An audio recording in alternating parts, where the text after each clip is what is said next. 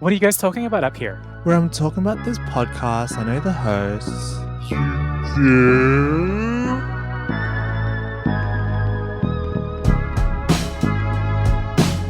Welcome to You Do, a podcast where we explore everything queer, Asian, and identity and get into everything that you do. I'm your host, Vince Buendicho. And I'm Mathew Vo. Welcome to episode 6. You know how I did my goals bingo card this year? Sure. Well, one of them was record 6 episodes. Oh, really? So now after this, I'm going to tick off Scratch it off. scratch Oh it off so I can treat myself to something. We have a really special guest, and I'll let Vince introduce her later, but yeah.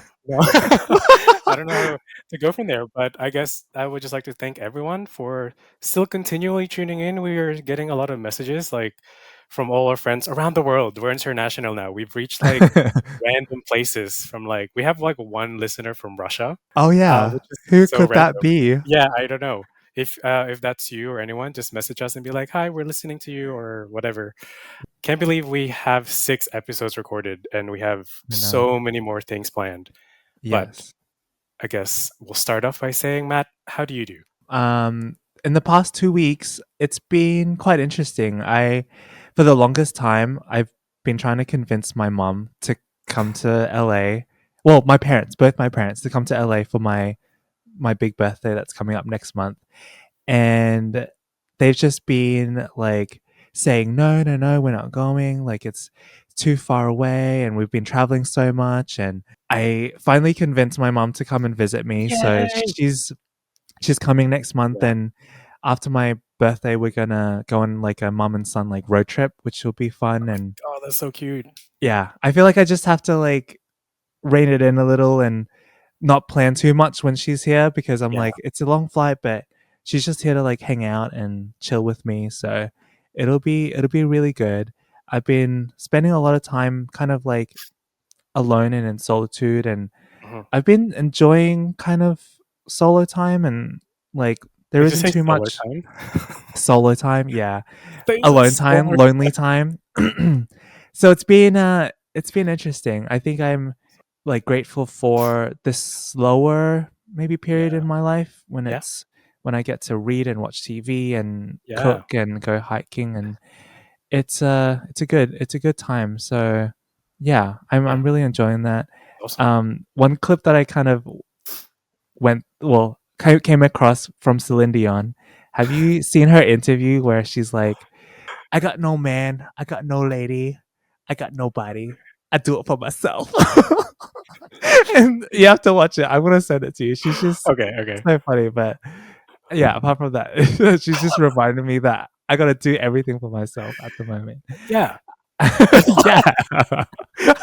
No, I was gonna Oh, say, it's such a privilege to be I want to take things slow and I want to slow down and actually allow yourself to be bored. It's such a thing that we have to do, or we feel like we need to fill in all the gaps in our weekly schedule just to be I have accomplished so much this week and I'm exhausted.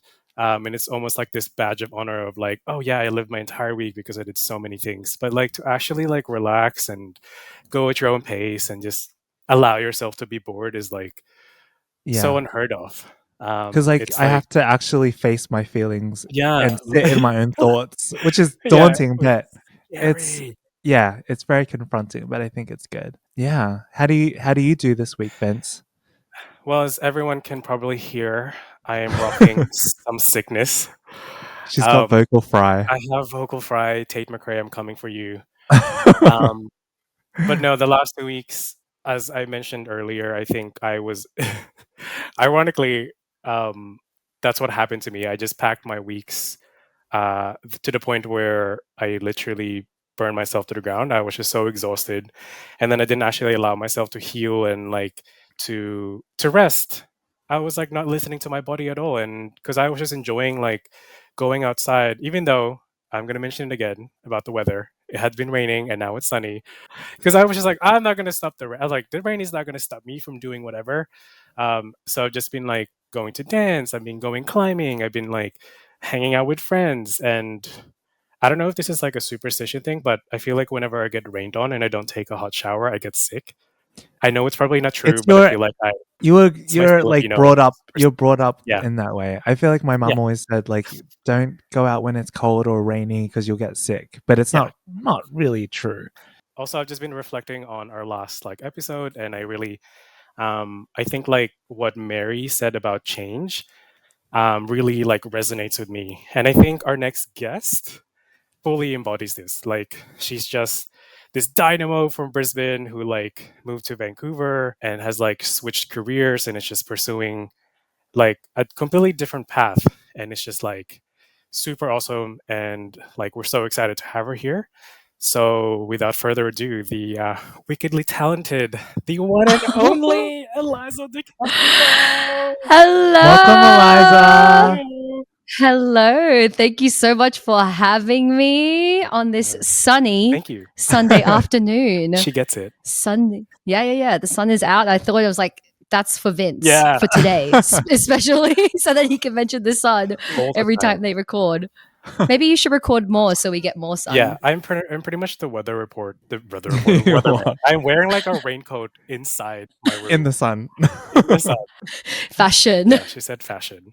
So welcome, Eliza.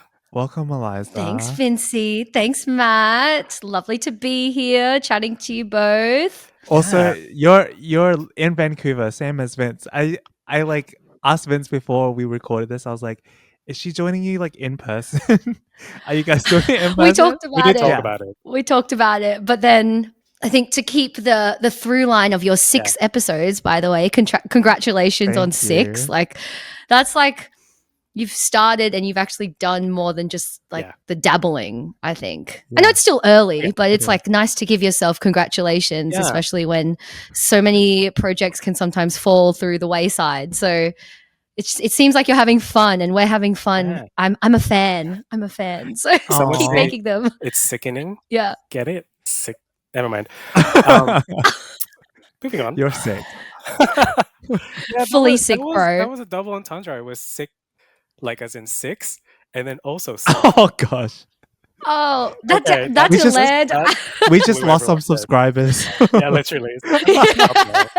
Unfollow, cancelled. It's interesting. It's nice to know that your words aren't just going into, not that you do it for, I guess you do a little bit for the audience. Every sort of art and performance is in the hope that you get listened or watched to. Like we have to admit that as creatives, you want people 100%. to see your stuff.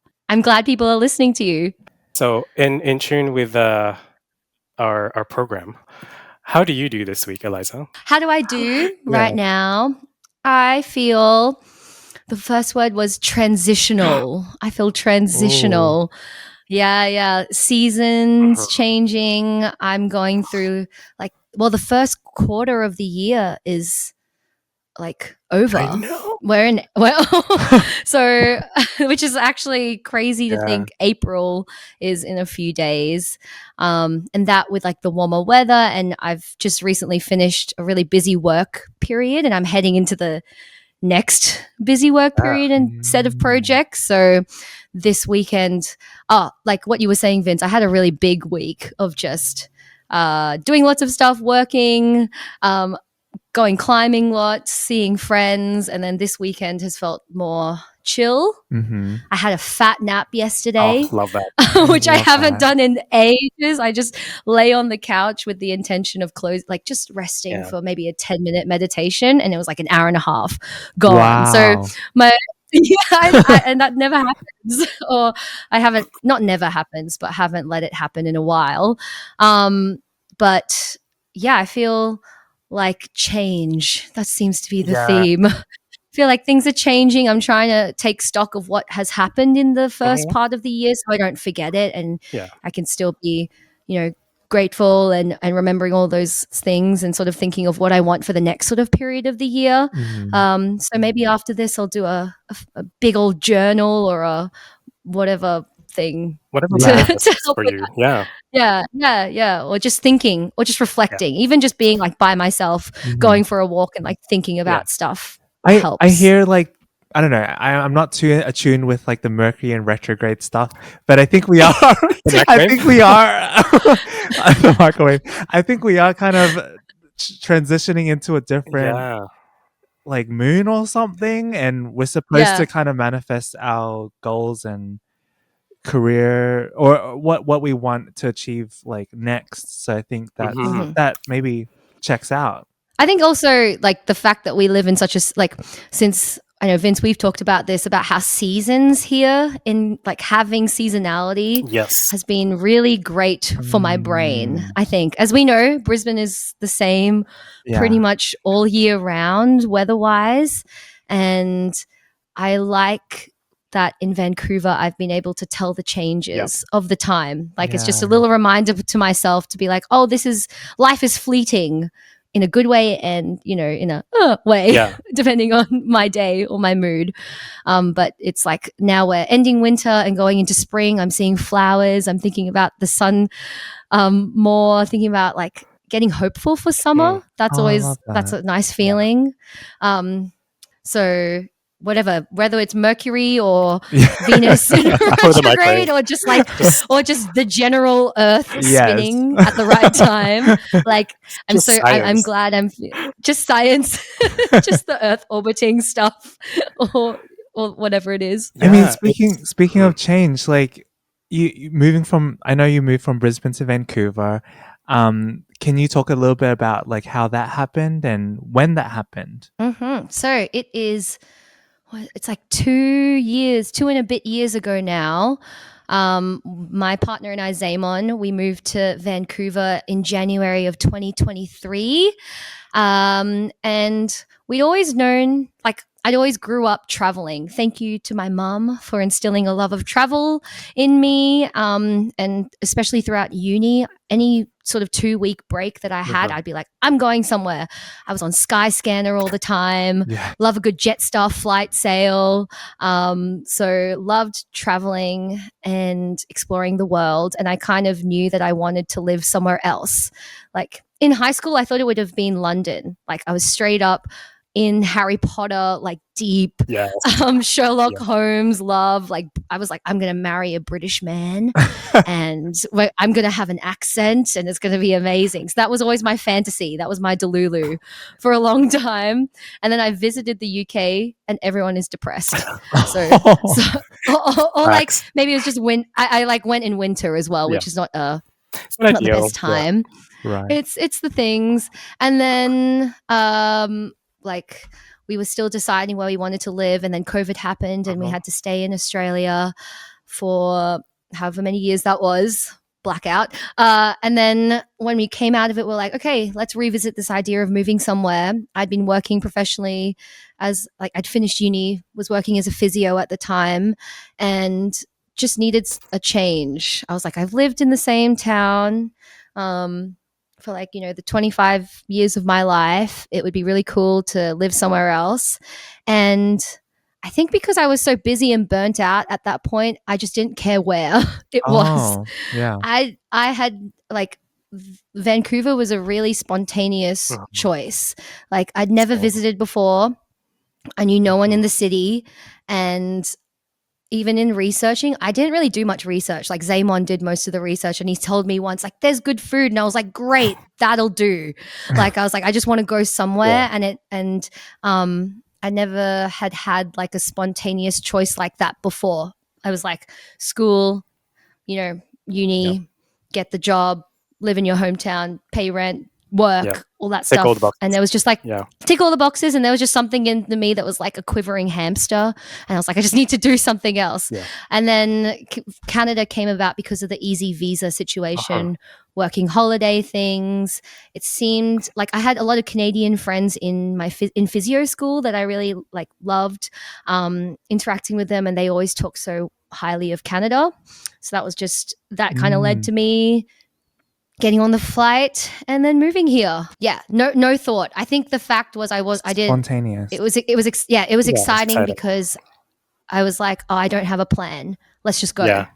That's so brave. I always have to have a plan. Yeah. But like I know you went to physiotherapy, like went to school for physiotherapy, sorry. Yeah. And then transitioned into like musical directing. For our listeners who don't know, how did you start in physical therapy? Like what made you want to pursue Yeah. that? Was it from your Yeah. parents or like growing up Filipino? Like what did that come a about? little like little mishmash of different factors. I think definitely like the Asian identity of, you know, a degree, Yeah. a career, that sort of thing.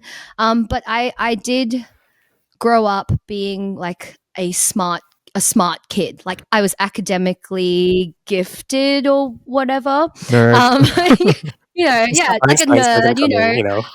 Yeah, like, and I kind of think I just was good at the school system. I loved reading.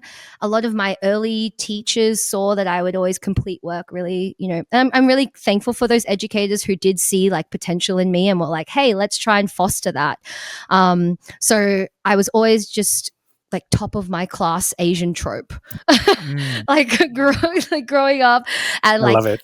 liked math, did really well, and I kind of built my identity around that too, because as you get rewarded for things that you do, you're kind of like, well, that's what I'm good at, so I'm going to keep getting A's and everything. And so being a smart academic person, you have to think of an academic career, like, yeah. And my dream job for the longest time was to be a doctor. I remember being 7 or something. I was with my sister at the hospital and she was getting treated by a pediatrician. I was like, oh, that could be my career, you know, like helping kids. I get to work at a hospital that's bright and colorful and wear cool clothes, and being a doctor is a great, you know, profession. So for the chunk of my schooling years and uni years, that was what was my grind. Mm.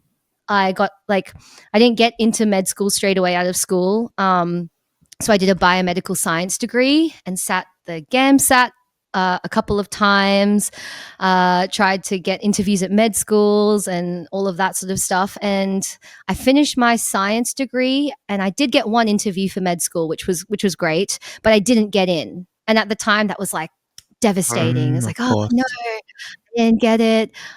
What do I do now? Even though I finished this degree.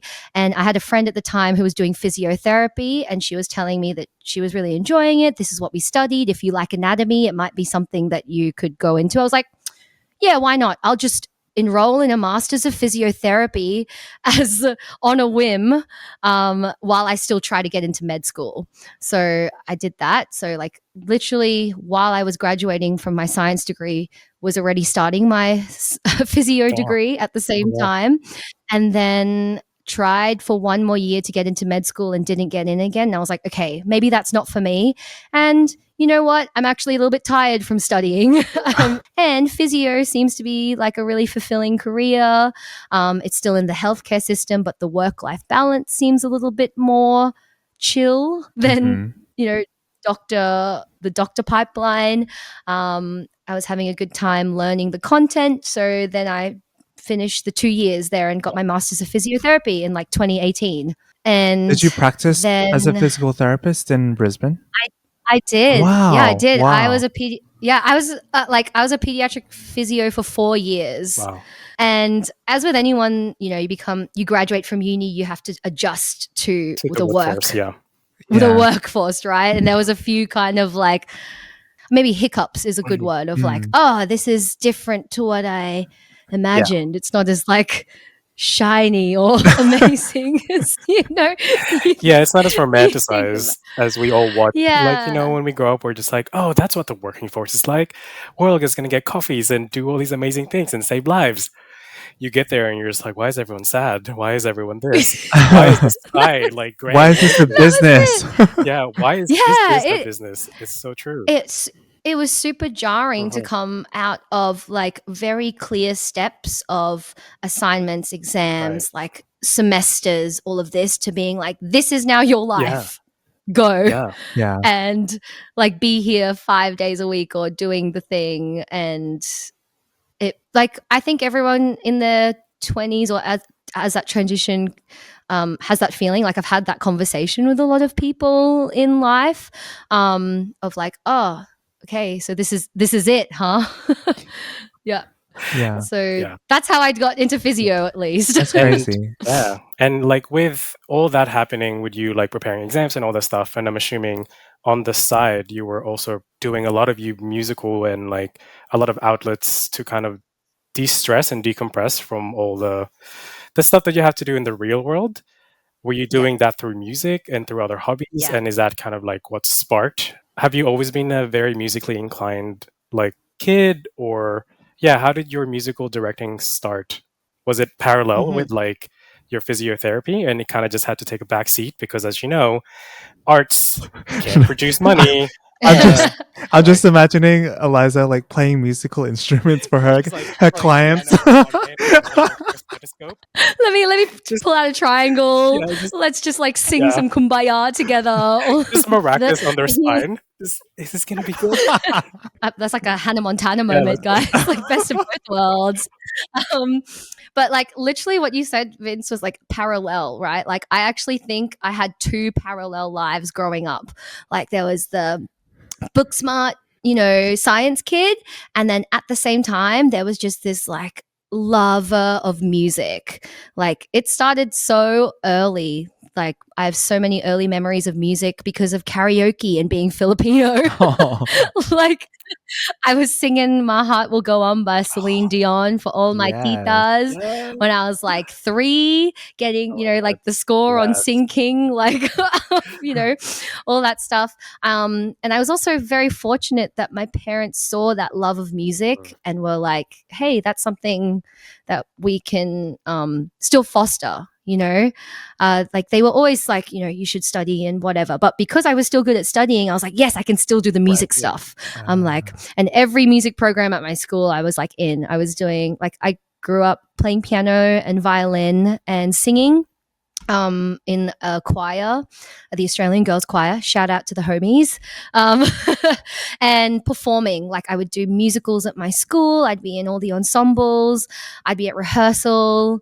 And that was like my happy place. Yeah. Like you were saying, it felt like a really great de-stressor. Like that was some of my most formative memories, was like hanging out with my friends after school before our presentation concerts, or performing all the time, like going to rehearsals, gigs, that sort of thing, and balancing that all the way through. But it was never a career option in my brain. Again, because of maybe it was the school that I went to as well, how we grew up. It's like music is your fun thing, but you also have to become like a nurse or a doctor to like, that's just like, to support yourself. And that's just from like the culture, right? Like that's what people had to do to survive. So like it makes sense that, it wasn't like my music dreams were squashed. It just was like I never thought of that as an option for myself because of who I was and the skills that I had.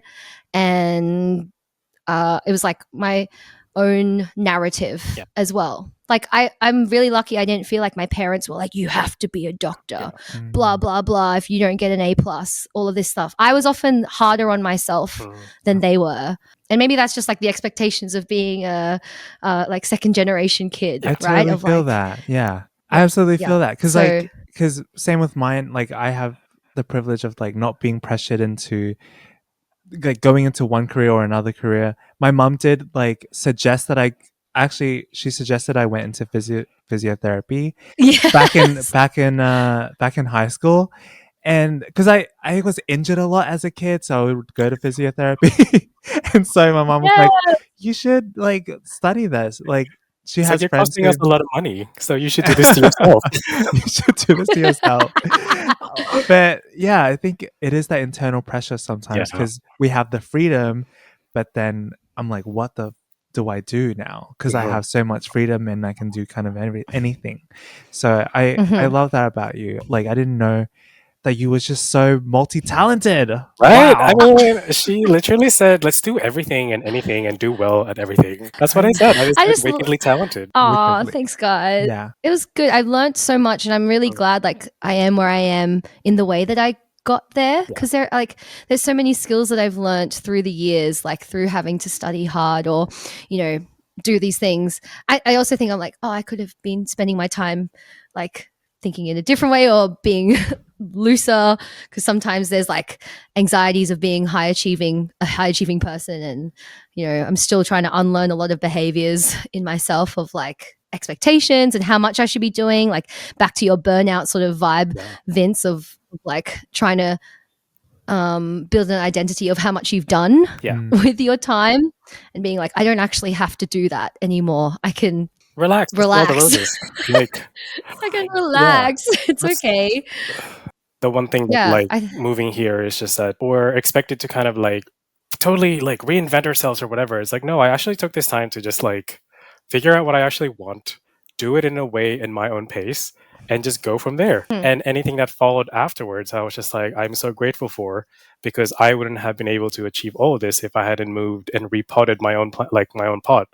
Like, I feel like for all three of us moving, just animation, moving to a different country, like we've outgrown our pots, and like we're just now looking for like a bigger and more like fruitful land, more diverse pot, more diverse.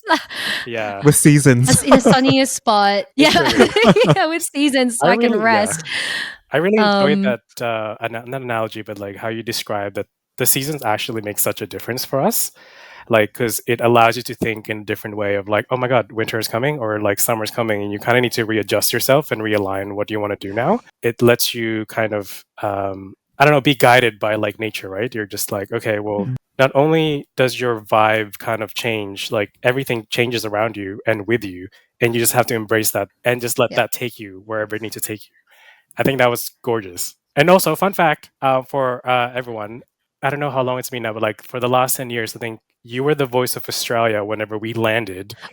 Oh yes! Like, whenever we landed, back home from anywhere. Please tell us that story. Yeah.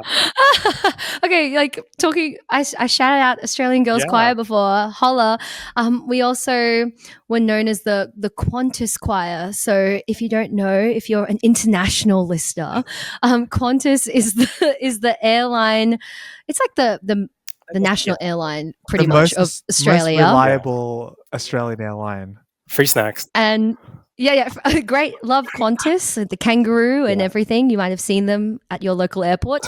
And they had a big advertising campaign. They've had it for the past like 20 years now, of a choir singing I Still Call Australia Home.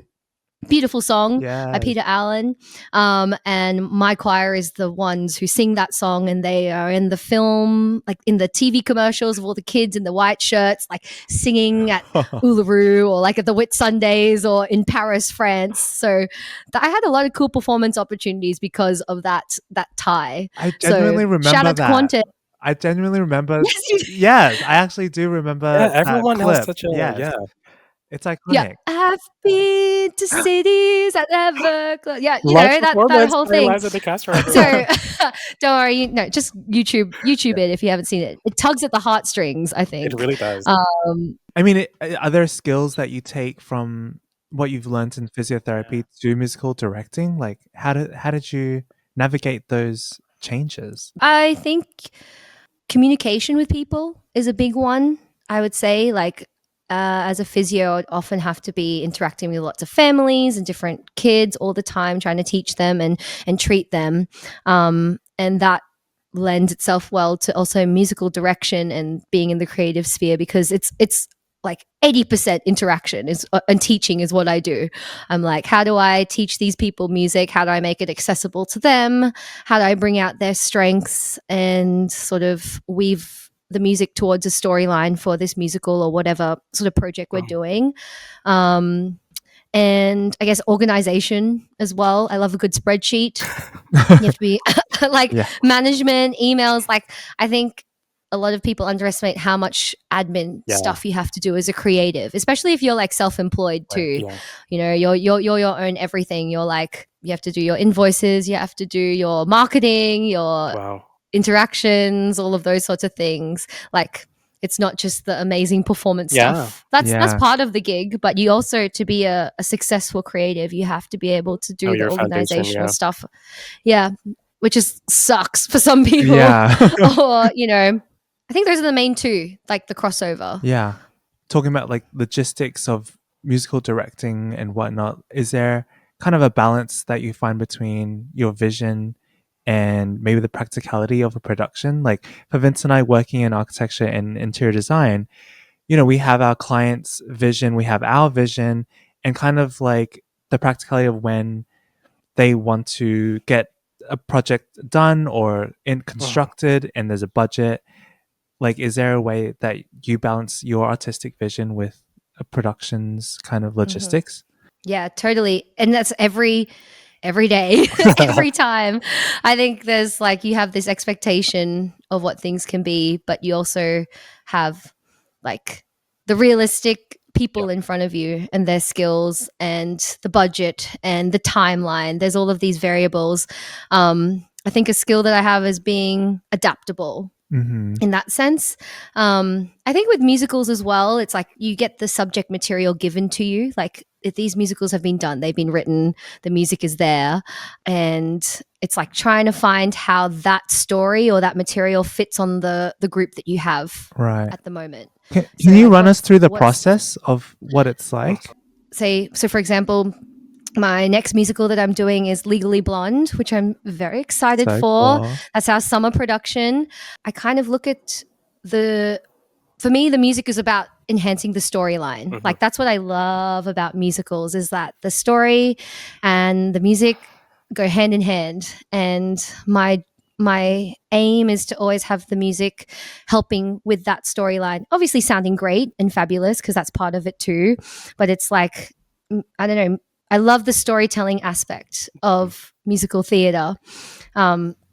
So I get an understanding of that and what how the songs make me feel, what's the intention of the writers and the composers and things like that.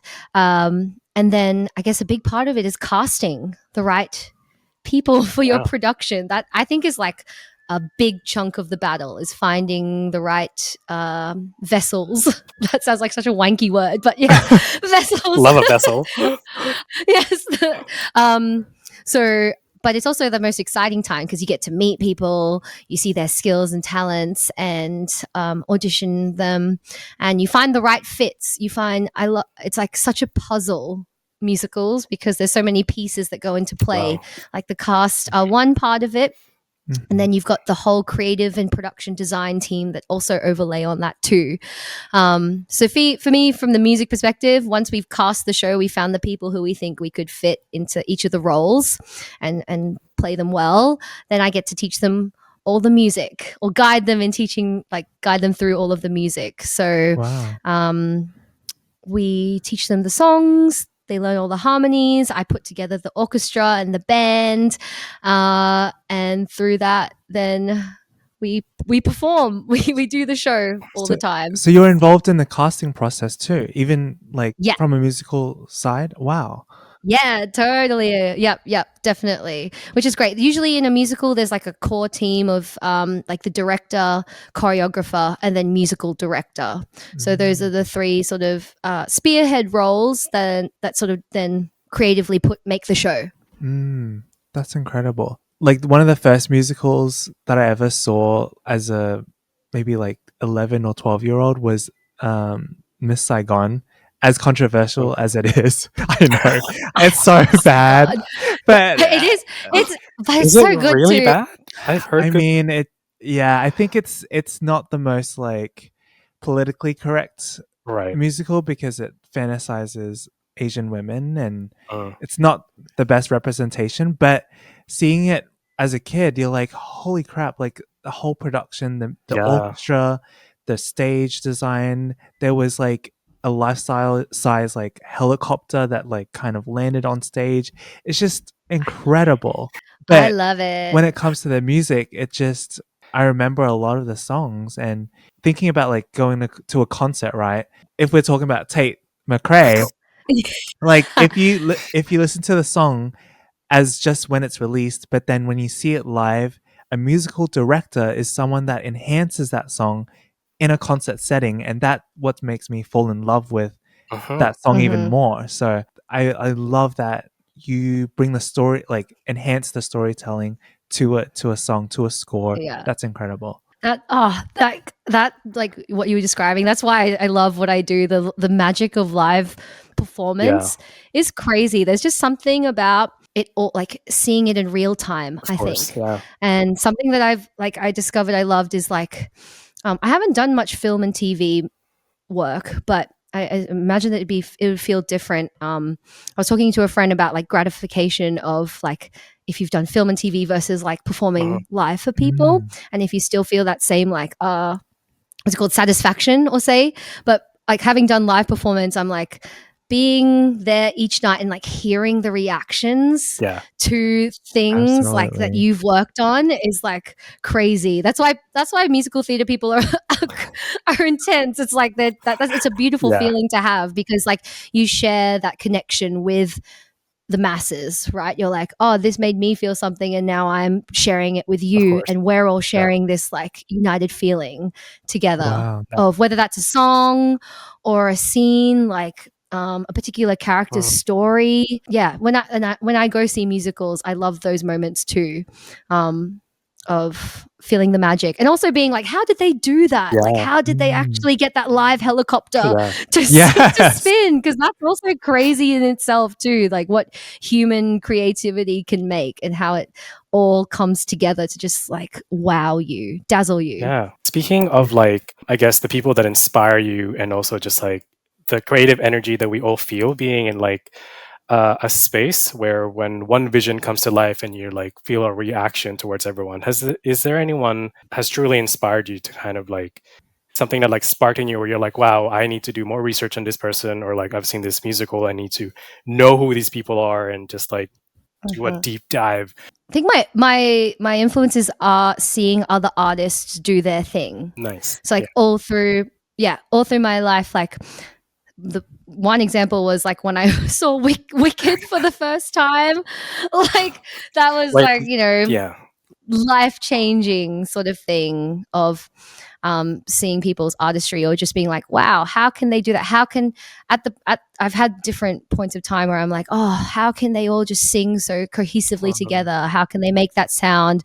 Like when you see Alphabet doing the whoa like bit, you're just like, how can she sing Yeah. that beautifully? But then you're also like, oh, it's just like a 2-hour marathon that these people Oh do yeah. to make the show happen. So I think like different shows that I've seen in my life, like every production I go to, I'm like, oh, I love how they did that. How can I then enhance that into? How can I bring that into whatever project I do? Or sometimes you see stuff that you don't like, and that's the same Right. thing Yeah. of like, okay, yeah. So like consuming the art is what inspires me to keep creating the art. Yeah. Yeah. Yeah. Delicious. Because you're getting inspired by new Regardless, yeah. musicals, By and bad I'm sure musicals, by like going to different venues too.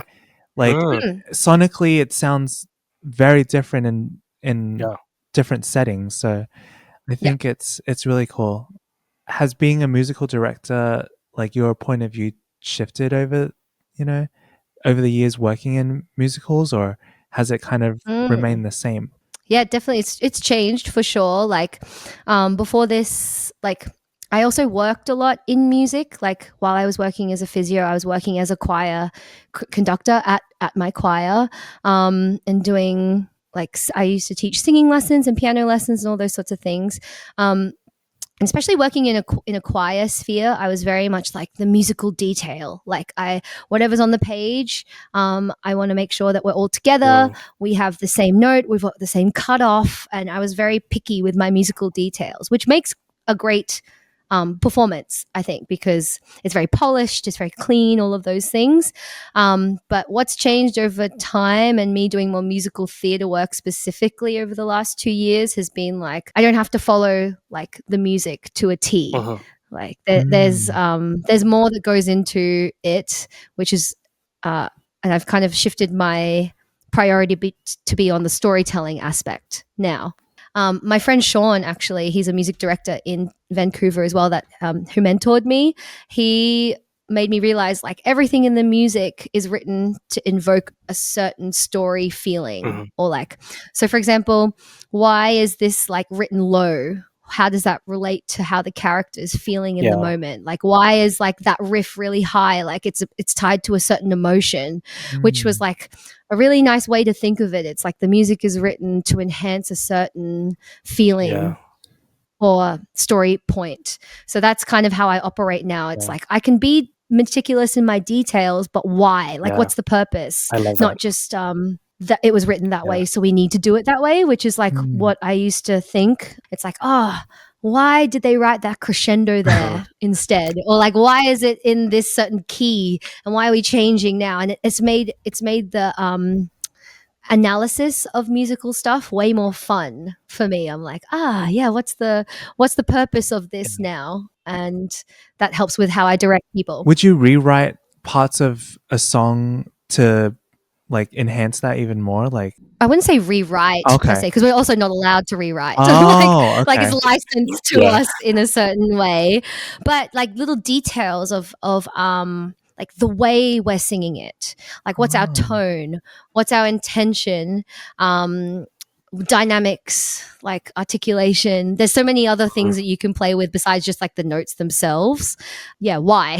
So The whole time. technically you can't tweak it at all once you've licensed it? No. Wow, okay. Yeah, totally. Like musical theater rights are very like, there's a specific Protected. clause that, super protected. You have to do it like the way it's written there. Wow. Per se. You can't tweak one note. It's like, No. So all of those, like, have you seen those like bootleg Hamilton? Or like there's like a bunch of like Christian bootleg Hamilton videos going around. I'm like, don't do that. They're gonna come for you. Oh my god. I did not realize how strict it was. Yep. Wow. Yeah. Which is cool, I think, as well. Yeah, it preserves I don't know. like how it's intended. That's it. I think it's like it's say something classic like the first thing was like West Side Story, written ages ago, but like each production has this like same subject material, but then they're all very different. So like that's exciting in itself. There's a stability to it, but then also a newness that you can bring depending on who your creative team is and who you've got in the cast. I was going to say, I really appreciate how you've gotten to a point in your career where you're now asking like the really artistic questions instead of like, as a, I guess, I wouldn't say former performer, but when I used to be on stage, I like, I would always hear the choreographers talk about like, oh, you need to point your arm a certain way or do this a certain way. And I'm like, but like, why are we doing that? But beforehand, it's like, it just looks good in picture, but I'm not really seeing the full vision. But now you're actually in the background kind of like assessing like everything, and you're putting intention in like all the details that you're doing. And I think it's just so beautiful that you can like, you've gotten to that point in your career and as a matured artist to sit there and question like, what emotion am I invoking with this sudden change?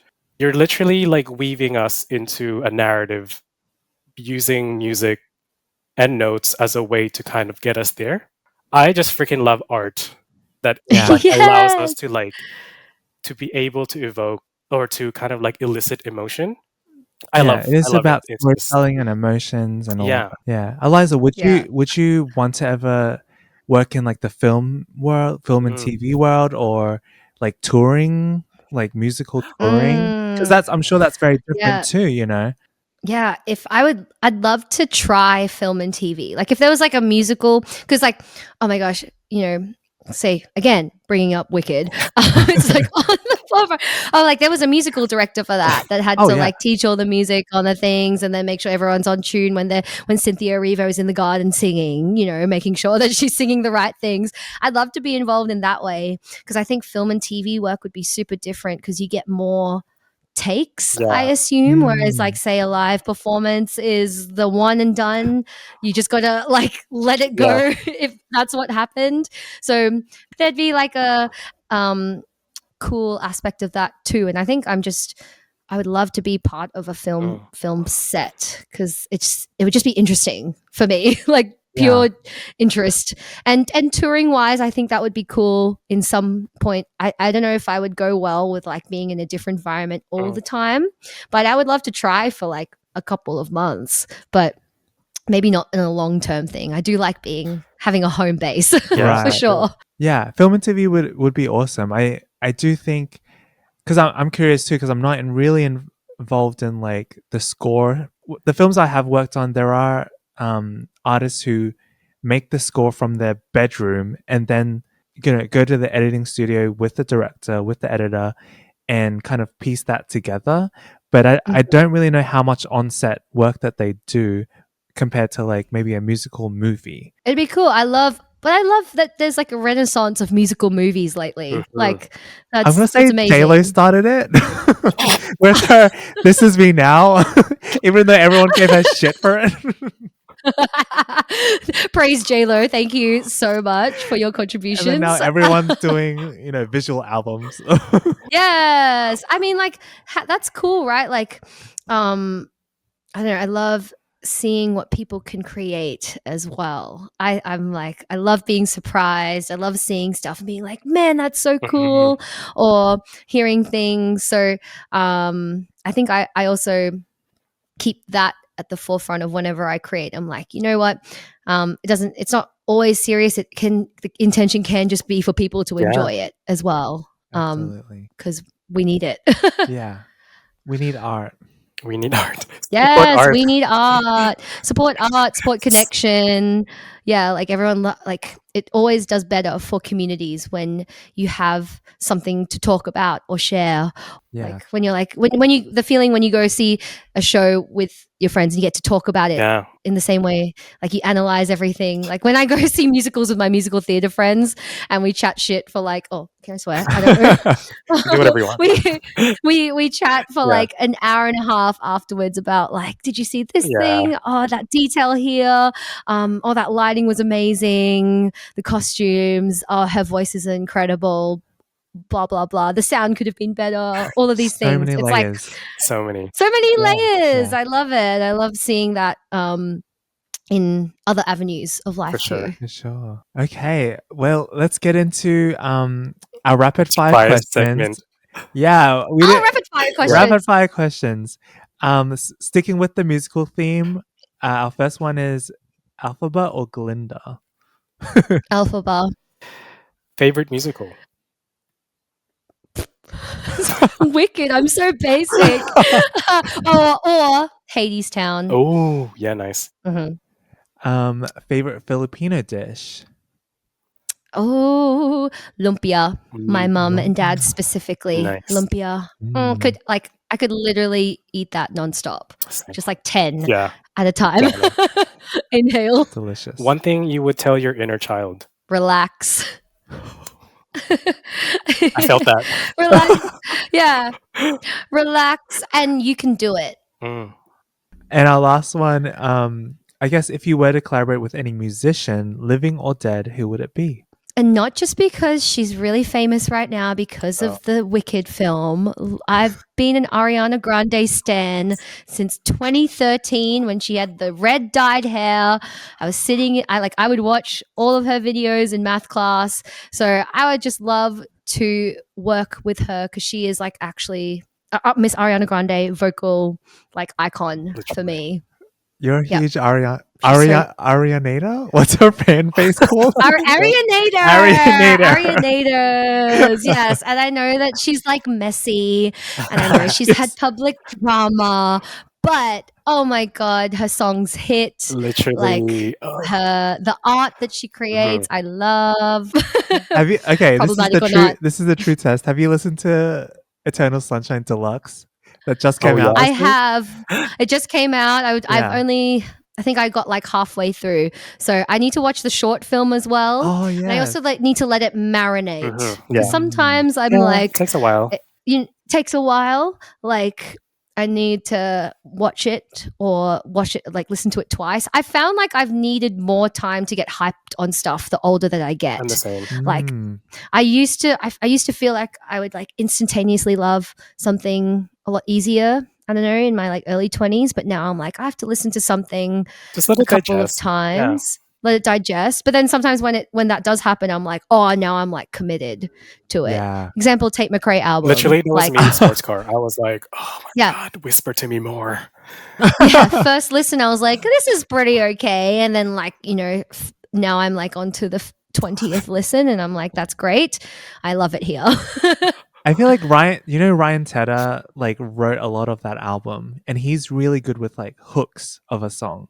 Yeah, so I feel like it Ryan Tedder. for me, Tate's songs are very like instantaneous for me if I like it or not because of his hook. Oh yeah. She's got a good chorus. Yeah. And he did a lot of Ari's stuff like early on too, like in those albums. Yeah. So come on, there's just something about pop that I do love, and I used to be ashamed about it, but no more. Don't be ashamed. No more. I love stuff like that's just like for the booty bopping. Literally, Yes. I appreciate that she's doing it for the dancer girlies. Like every song is just danceable, and it's just like I'm so excited for any choreo that comes out that just from Sean Banks. I feel like pop artists these days don't even dance anymore. No, So there's I'm no just like, performance aspect. It's just props. It's thank just you, like Tate, for saving pop. Yeah. Even like Lady Gaga Abracadabra video was like iconic as well, just because like it's again talking about artists and creatives, it's like the effort I think that like resonates with people. It's like, wow, that like would have taken a long time to do, not even just the length of time, but the skill, right, to do and execute polish, something like that, and to have a vision that's like all cohesive. Love it. Could talk about it forever. Okay, let's get into You Do or You Don't, a segment where we talk about something debatable or questionable in society. Our guest, Eliza De Castro, what is your You Do or You Don't? Okay. All right. In the theme of music in general. Okay. You do or you don't sing seriously at karaoke. You don't. If I even tried, I can't try. I can't sing seriously. So you don't. Wait, how yeah, or serious are like, we but I mean, talking? like seriously, like give it your best shot, or do you? Because I find you're either like, I'm gonna try and like sing, well-ish, or a lot of people go to the opposite end and just absolutely like scream sing or butcher something because they are just like yelling into the mic, all the things. So what do you do, Matt? I think it's You Do, because if I am doing karaoke, it's in a public place or in front of people, so I try my best to sing kind of well, even though I can't. Nice. That's like, no, you're singing. It's all good. Okay, and Vince, for you, I'm also You Do, but if I don't get a reaction, if it's just silence, I revert back into like just like Whisper. because I'm like I literally think I'm up there like serving everything I have, and then like everyone's either silent or just like not doing anything, and I'm like, well, that was my wasted effort, and then I just. Did you do much karaoke like growing up Oh, too? 100%. Or Yeah, like my parents had that freaking magic mic thing, like magic sing? Magic Yes. mic. Really, I was Your watching parents a different karaoke. yeah, and you have to have a turn. Yeah, everyone literally. everyone sings. Yeah. So you would try, and I would try. if they gave you no, yeah, because good. I'm not a singer, clearly. But my older brother and my younger sister, they're like amazing singers, and so is my dad. So like whenever it's their turn, they're like fully going at it, and then I get my turn. I'm like, I think you know what this is. I think you wanna. See, that's your Great. perfect song right there. You Yeah. have to. so I just have to whisper. Oh my god! You don't want to whisper. Oh, I love. Is it a Great. you do or you don't for you, Eliza? Oh, it's a you do. course. It's Yeah. like it's a holy affair in our family when the magic singer's out. It's so lovely. Like I was talking to my friends yesterday about this, about why are Filipinos like good singers, like that trope of all Filipinos are just born amazing singers, and I'm like, I don't know if that's the case. I think that we just get great modeling really early on, like in communities, like there's just a higher likelihood of people actually trying to develop their singing voice because that's just what you do. It's a muscle. It's the muscle, right? Like we were just early on, like, you know, you're singing all the ballads and whatever, and then that's the self-fulfilling prophecy of being like the viral Literally. Filipino singers on Australian Idol and stuff like that. What's your go-to karaoke song? I Will Survive by Gloria Gaynor. Because it's an upbeat one and a little bit like it's in a good part of my vocal range. And it's usually like it's good because the people listening are usually enjoying it too. It's not just like me singing the house down. And that's fun too. But, you know, I like a little bit of everyone can sing along as well if they want to. Great. I love to butcher The Power of Love by Celine Dion. Like, love it. Great. When it reaches that peak, I'm either screaming for my life or I'm like, my throat is gone. I'm like bleeding. We should do karaoke. We should do karaoke. Yeah, I know Emily's been telling us to go. But we need to. No, I love that. That's a great you do or you don't, Eliza. Thanks. I was like, what can I ask? That's fun.